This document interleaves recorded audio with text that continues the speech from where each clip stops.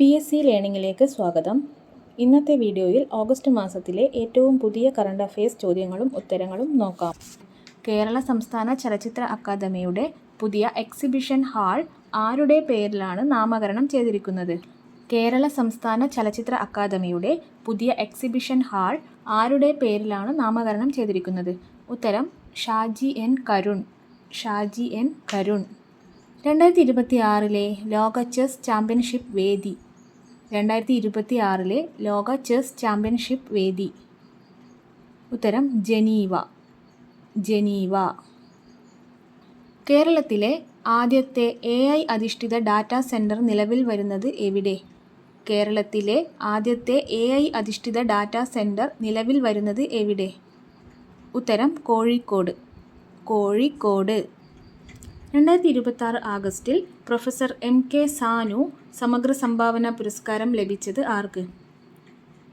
2026 ഓഗസ്റ്റിൽ professor MK Sanu സമഗ്ര സംഭാവന പുരസ്കാരം ലഭിച്ചത് ആർക്ക്? ഉത്തരം doctor M Leelavathi. Doctor M Leelavathi. New India അഷ്വറൻസിൻ്റെ പുതിയ ചെയർമാൻ ആൻഡ് മാനേജിംഗ് ഡയറക്ടറായി നിയമിതയായ ആദ്യ മലയാളി. ന്യൂ ഇന്ത്യ അഷ്വറൻസിൻ്റെ പുതിയ ചെയർമാൻ ആൻഡ് മാനേജിംഗ് ഡയറക്ടറായി നിയമിതയായ ആദ്യ മലയാളി ആര്? ഉത്തരം ലാവണ്യ മുണ്ടയൂർ. ലാവണ്യ മുണ്ടയൂർ.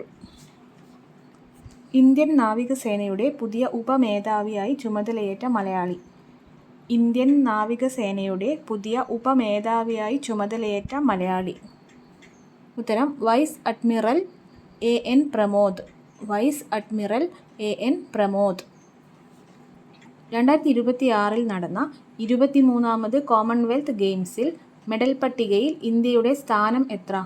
2026 നടന്ന 23ാമത് കോമൺവെൽത്ത് ഗെയിംസിൽ മെഡൽ പട്ടികയിൽ ഇന്ത്യയുടെ സ്ഥാനം. ഉത്തരം 4ാം സ്ഥാനം. 4ാം സ്ഥാനം. ലളിതാംബിക അന്തർജനത്തിൻ്റെ അഗ്നിസാക്ഷി എന്ന നോവൽ പുറത്തിറങ്ങിയതിൻ്റെ എത്രാം വാർഷികമാണ് 2026 പൂർത്തിയായത്? ലളിതാംബിക അന്തർജനത്തിൻ്റെ അഗ്നിസാക്ഷി എന്ന നോവൽ പുറത്തിറങ്ങിയതിൻ്റെ എത്രാം വാർഷികമാണ് 2026 പൂർത്തിയായത്? ഉത്തരം 50ാം വാർഷികം. 50ാം വാർഷികം.